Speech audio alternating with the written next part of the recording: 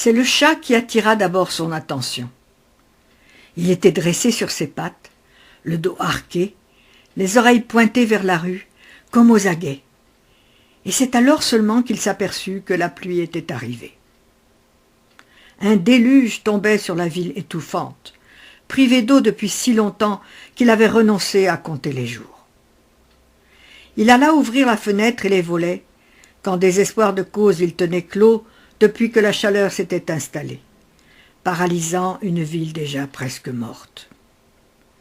D'un bond, le chat fut sur le rebord du balcon, et il dut le retenir, craignant que, dans sa hâte, il ne passe par-dessus la pluie. Ils restèrent un moment à la fenêtre, l'homme et le chat, heureux d'être enfin rafraîchis. Puis, sans un remords pour le roman sur lequel il travaillait reclus depuis des jours, et qui l'invitait à revenir à son bureau, il décida qu'il avait envie de pluie et sortit avec le chat. Il l'installa dans la voiture, à sa place habituelle près de son épaule, et démarra sans aucun but précis, sinon rouler sous la pluie pour le plaisir. Et une fois sorti de la ville, il lança la voiture sur l'autoroute déserte. Des travaux l'obligèrent à ralentir et à bifurquer en direction d'un panneau déviation. Puis un second panneau quelques mètres plus loin flécha la route en indiquant seulement « la cité ». Tiens, c'est curieux, mais plutôt laconique comme indication, pensa-t-il. Allons voir de quelle cité il s'agit. Il y aura bien quelqu'un pour nous remettre dans le droit chemin. Il ne s'aperçut pas tout de suite que la pluie avait cessé dès son entrée dans la cité. Le chat s'agita sur son épaule et lui parla doucement pour le rassurer. D'ordinaire, le son de sa voix suffisait à le calmer, à le rendormir. Mais cette fois quelque chose semblait l'inquiéter, car il eut ce miaulement aigu du persan qui indiquait un danger pour son monde animal. Il roulait toujours, s'enfonçant au hasard dans la cité. Et lorsqu'il baissa la vitre, il constata qu'il n'y avait pas de nom aux avenues. Pas de panneau indicateur, pas de numéro non plus aux constructions, qui s'alignaient, toutes semblables, à la même hauteur, le tout éclairé d'une lumière triste, dont il ne pouvait découvrir la source. On dirait un décor de cinéma, pensa-t-il. Peut-être tourne-t-on un film dans les environs. Il se demanda, perplexe, comment la circulation était réglée dans cette étrange ville. Avant de s'apercevoir que depuis son entrée, il roulait absolument seul et n'avait vu de près ou de loin aucun autre véhicule ni en marche ni même garé. Et il commença à être légèrement inquiet. Le chat s'agitait de façon inhabituelle, marchant de long en large sur le dossier du siège, allant d'une vitre à l'autre, en miaulant de temps en temps comme pour l'avertir de quelque chose. « Je sais bien que tu n'es pas tranquille, dit-il tout haut pour le rassurer. Si tu crois que je comprends où nous sommes, mais nous allons essayer d'en sortir. Cramponne-toi, je fonce. » Il accéléra, avalant les rues qui tournaient et tournaient. Il y a tout de même bien une sortie dans ce maudit endroit. Où diable avons-nous pu tomber? Je n'ai jamais entendu parler de cette cité. Et cela ne ressemble pas non plus à un studio de cinéma. Enfin, il renonça et gara la voiture. « Nous allons dormir, dit-il au chat, en le prenant sur ses genoux. J'ai trop travaillé cette semaine. Et mes facultés mentales sont en défaut. Au réveil, je trouverai bien la sortie. » Il s'installa sur le siège, pourvu d'un appuie-tête, et de l'épaule chercha une place confortable pour se reposer. Lorsque son regard capta une ombre qui se mouvait en direction de la voiture. Lorsqu'elle ne fut plus qu'à quelques mètres, il se mit à rire de contentement, car le vieillard qui venait à sa rencontre était le premier humain qu'il voyait depuis des heures. Il ouvrit la portière en hâte, en oubliant le chat à l'intérieur. « Eh bien, fit-il lorsqu'ils furent proches, Il n'y a pas grand monde dans votre ville. Pouvez-vous me dire où nous sommes » L'homme, vêtu de blanc, pouvait avoir 70 ans. « Nous sommes dans la cité. Pourquoi dites-vous qu'il n'y a personne » répondit le vieillard. « Mais parce que je n'ai pas rencontré âme qui vive depuis que je me suis égaré dans votre ville. Pouvez-vous me remettre dans le bon chemin ? Vous devriez faire poser des panneaux indicateurs. Comment les étrangers peuvent-ils s'y retrouver ? » « Il n'y a pas d'étrangers dans la cité, dit encore le vieil homme. Les habitants connaissent très bien leur ville. »« Mais quels habitants ?» demanda-t-il soudain irrité.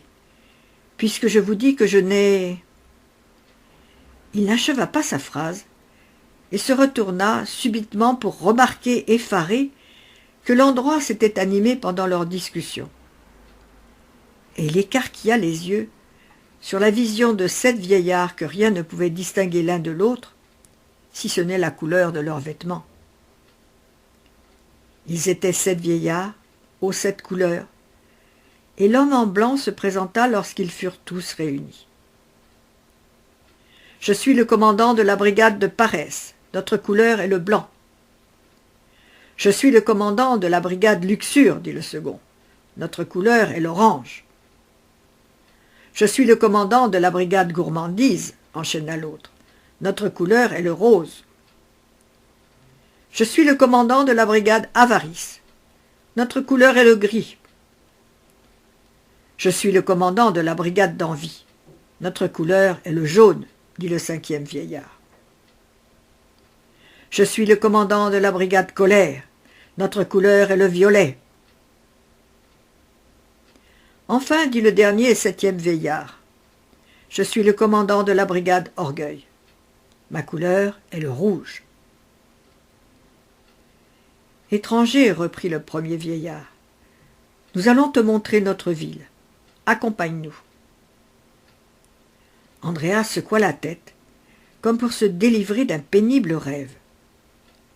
Et il ferma les yeux. Mais lorsqu'il se décida à les rouvrir, les vieillards étaient toujours là, qui attendaient. « Non, tu ne rêves pas, dit le commandant de la brigade Orgueil. Nous connaissons tes théories sur le péché. Mais as-tu rencontré réunis les 7 péchés capitaux ?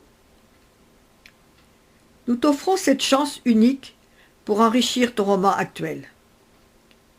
Nul autre que toi ne pourra se vanter d'avoir vécu cette expérience. »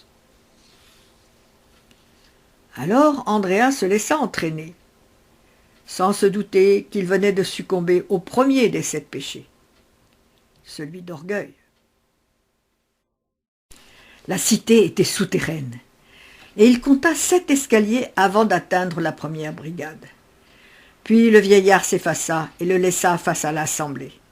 « Il s'appelle Andrea Valeri, dit une voix forte. Qui le revendique ?» Il comprit alors que c'était lui qu'on proposait ainsi à l'assemblée de vieillards qui le regardaient. Alors un de ces êtres sans âge s'approcha et le montra du doigt. « Moi, dit-il, je le connais, c'est lui qui est responsable de moi. »« Pourquoi serais-je responsable de vous ? Comment peut-on être responsable de quelqu'un qu'on ne connaît pas ? » ?»« Tu me connais, tu sais tout de moi, » reprit l'être tremblant. « Tu m'as donné un nom, un passé, et un avenir, des défauts et des vices.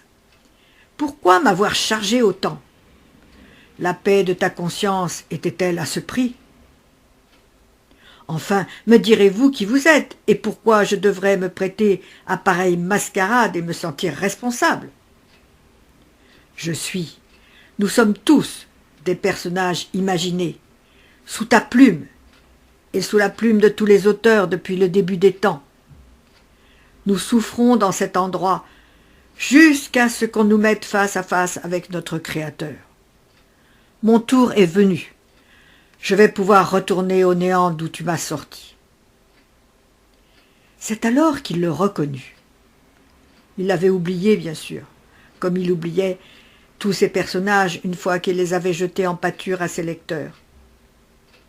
Et il commença à avoir réellement peur. En même temps, il pensa à son chat oublié dans la voiture. C'est insensé, comment un personnage de roman pourrait-il souffrir de la vie qu'on lui donne? Que fais-je ici? C'est toi qui nous as appelés ce soir. Alors nous avons pu te joindre. Tu te crois mieux que les autres, tu connais ta valeur, tu ne peux t'empêcher de juger tes interlocuteurs futiles, désordonnés, pleins de gestes inutiles, représentatifs d'une société que tu fuis. Et tu juges aussi les femmes frivoles. Tu leur contestes même une âme, n'est-ce pas? Oh, ricana Andrea, combien de femmes en ont une? Tu as bien essayé d'aimer, mais en faisant d'une femme ta possession, ta créature. Tu l'as affaiblie moralement pour mieux la dominer. Ensuite, tu t'es lancé dans une relation qui aurait pu être possible si tu n'avais pas eu peur. Et là encore, tu as de nouveau cherché à enfermer cette autre femme. Mais tu t'es heurté cette fois à une personnalité au moins aussi forte que la tienne. Et vous vous êtes fait du mal. C'est alors que tu as créé ce personnage, incapable d'aimer. Andrea fit un geste pour l'arrêter, mais le vieillard continua impitoyablement. Ta troisième expérience n'est pas achevée, et tu n'en connais pas la fin. Tu t'es laissé surprendre, car c'est elle qui a forcé ta solitude, par une imagination créatrice, sans cesse en mouvement, qui te donne envie de te laisser entraîner là où elle le veut. Mais tu renacles, tu ne cesses de fuir. Sa volonté t'effraie, et tu t'irrites parce qu'elle a percé ton jeu, et qu'elle le joue avec habileté. Elle a cette force que tu n'as trouvée chez aucune autre. Elle te ressemble, et elle te fait peur. C'était si vrai qu'il ne put retenir un geste de colère. Vous parliez de mes personnages, pas de ma propre vie. Allons, combien de fois as-tu répété que tu croyais à la vie des êtres que tu fabriquais? Tu nous as donné tous les défauts possibles, tous les vices et les bassesses, comme si tu avais rejeté sur nous le poids de tes propres fautes. Nous sommes tes hontes perpétuelles et inavouées. Nous sommes tes consciences. Nous allons te donner loisir de te voir tel que tu es réellement. Je suis l'une de tes lâchetés. Te souviens-tu de Nora? Pourquoi as-tu ricané au téléphone et raccroché sans vouloir l'écouter quand elle t'a dit qu'elle venait de s'empoisonner? Mais qu'elle ne voulait plus mourir et te suppliait de venir l'aider. Je ne la croyais pas, elle avait tenté 20 fois le chantage au suicide, dit-il en haussant les épaules. Elle en est morte. Peut-être, mais on ne joue pas ainsi avec sa vie en comptant sur le remords des autres pour vous sauver. Viens maintenant, on t'attend plus haut, dit-il enfin. Le vieillard à la robe orange l'invita à le suivre, et il trouva sa robe très belle après le blanc assommant de l'uniforme des vieillards du 7e étage souterrain. Il y eut alors une musique sourde qui lui empoigna l'âme, et une sensation de malaise. Il constata qu'il n'avait rien oublié de ce qu'il croyait avoir enfoui en chargeant un personnage imaginaire de ses fautes. Et il s'inquiéta du réveil de sa conscience qu'il avait eu tant de mal à mettre sous boisseau. L'endroit qu'il traversait derrière son guide orange était composé de petites cellules sans plafond, d'où parvenait un bruit sourd, comme un immense cœur qui battait la chamade sans répit, à tel point qu'on avait envie de crier grâce pour lui et de l'entendre mourir.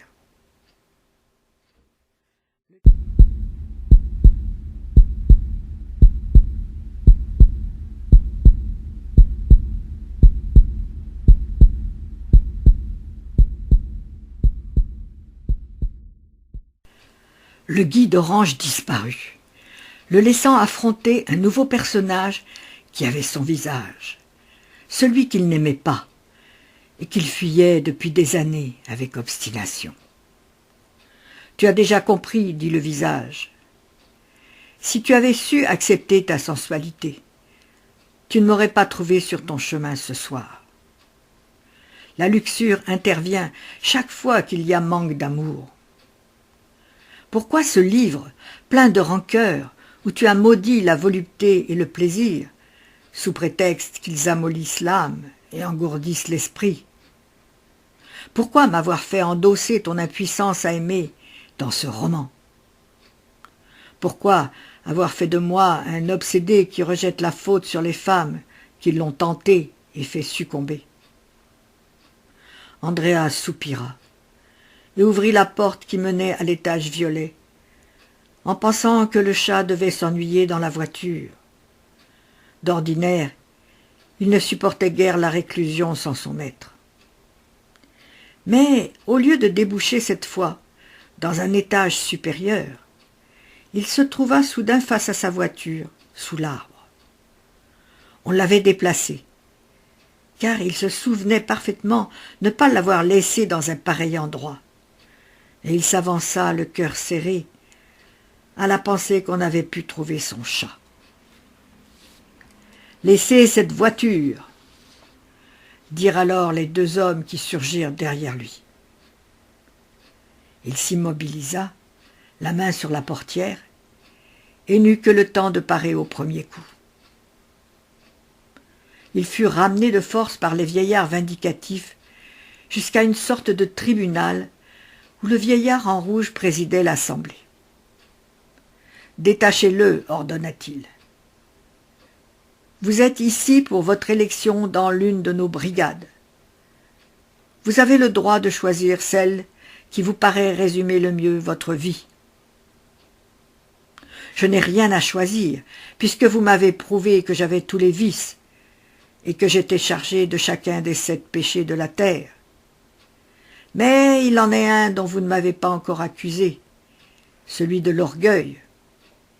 Et celui-là, je le revendique seul. Tu dois choisir pourtant, ou mourir, dit le juge. La mort est aussi un choix, mon cher juge. Je n'ai pas peur de l'enfer, car j'ai assez péché pour le regarder en face aujourd'hui. D'ailleurs, existe-t-il vraiment? Je ne vous crains donc pas. Mon univers se recrée partout où je me trouve, car j'emporte mon âme avec moi.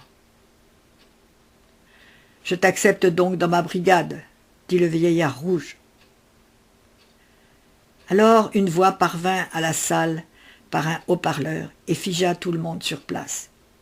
« Envoyez-le-moi auparavant, commanda-t-elle. »« Le commandant suprême le demande, » chuchotèrent les vieillards surpris. Alors ils quittèrent la salle et le laissèrent seul. « Entrez, reprit la voix. Andrea poussa la porte qui se matérialisa. L'homme était assis derrière un bureau, identique à celui qu'il avait quitté dans son appartement quelques heures plus tôt. Il y avait un canapé et des fauteuils bleus, une fausse fenêtre avec des rideaux bleus, un miroir qui ne reflétait rien. Quelques écrans de télévision devaient servir à surveiller la ville, ainsi qu'une étrange machine dont Andrea ne comprit pas tout de suite l'utilisation. « Je fais ici quelques recherches sur la façon d'arrêter le vieillissement chez les humains, » déclara son interlocuteur. « Mes travaux ont pris fin, et mon commandement également. Je vous ai choisi comme remplaçant. Je dois être projeté par mort violente dans l'atmosphère, et réintégrer ainsi une enveloppe charnelle vide. Mon heure de renaître est venue. Voici ma place. Personne ici ne vous la disputera. Aucun commandant suprême ne peut quitter cette salle tant qu'il n'a pas trouvé de remplacement convenable. « Mais je n'ai aucune intention de vous remplacer, » protesta Andrea. « J'ai mes propres travaux, mes propres recherches. » Que vous poursuivrez aussi bien ici. Personne ne vous en empêchera. et ces murs vous apporteront la paix. Vous l'ont-ils apporté à vous, puisque vous avez envie de renier votre poste? Je ne le renie pas, je le transmets. Mon heure est venue de repartir, tout simplement. Un jour également, vous réintégrerez une enveloppe et vous revivrez. Vous devez parfaitement me comprendre, vous qui ne croyez pas à la mort. Mais je ne veux pas de ce poste. Trouvez quelqu'un d'autre, n'importe lequel de vos satanés vieillards. C'est votre dernier mot? Parfaitement, s'obstina Andrea. Approchez-vous de cet écran. Voici votre voiture. Et voici votre chat. Il cherche depuis longtemps comment sortir de cette prison où vous l'avez oublié. Maintenant, je peux rayer chat et voiture en un instant. Un éclair jaillit sur l'arrière de la voiture et la coupa en deux. Et le chat, apeuré, se réfugia sur le siège avant à la place du conducteur. Elle disparaîtra entièrement au prochain coup, dit le commandant en avançant la main vers le bouton. C'est alors qu'Andrea le frappa et lui enfonça le crâne avec le presse-papier du bureau. Il repoussa le cadavre derrière l'écran et s'installa au bureau qui lui convenait parfaitement. Sa première tâche de commandant suprême fut de comprendre le fonctionnement de la machine et de rappeler son chat.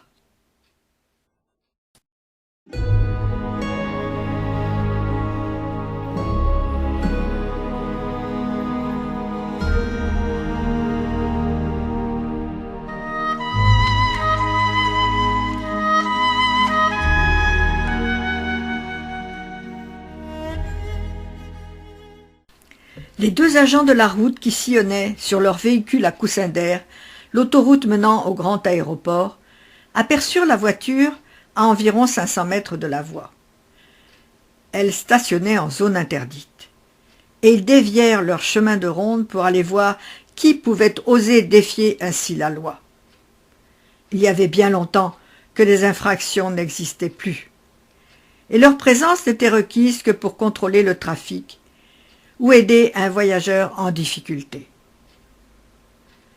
La voiture, garée sous un arbre, ne portait pas de traces d'accident.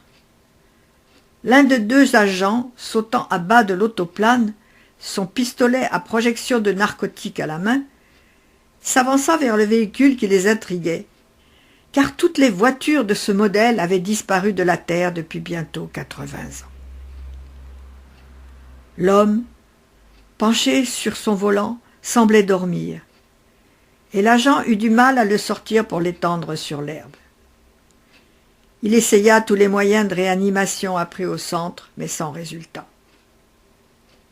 Son visage plissé de rides très fines indiquait qu'il était mort dans son plus grand âge. Ils constatèrent aussi qu'il ne portait pas la plaque d'identité obligatoire au poignet, et fouillèrent la voiture pour découvrir qui pouvait être cet étrange vieillard.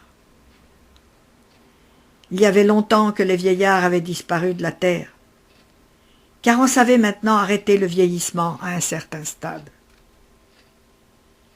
J'ai trouvé des papiers qui portent un nom étrange, celui d'un écrivain fort connu, il y a plus de 70 ans.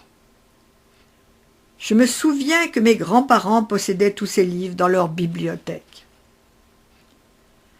L'autre agent, plus jeune, n'avait pas encore atteint le stade où l'on stoppait son vieillissement. Il demanda ce qu'était un livre. On ne lisait plus, en effet, car il suffisait de tourner un bouton pour être abreuvé de musique ou de littérature et de commander au centre de contrôle la diffusion de l'ouvrage désiré. Je sais qu'il a disparu un jour inexplicablement. Je crois même me rappeler qu'on en avait fait grand bruit car il avait un chat avec lui, et on n'a pas pu retrouver trace ni de l'homme ni du chat. En tout cas, dit le plus jeune agent, nous devons prévenir le centre. Ici, A2780, j'appelle le centre, j'appelle le centre. Nous venons de découvrir un engin ayant à bord un vieillard mort. Prière de nous envoyer des instructions et la brigade d'enlèvement. Sans voir le chat aux yeux bleus qui les observait. Perché sur un mur de la ruine, près de laquelle il s'était arrêté. Le premier agent écoutait distraitement son coéquipier réclamer des ordres d'une voix monocorde. Il regardait le visage du vieillard, étendu dans l'herbe, et cherchait à se rappeler.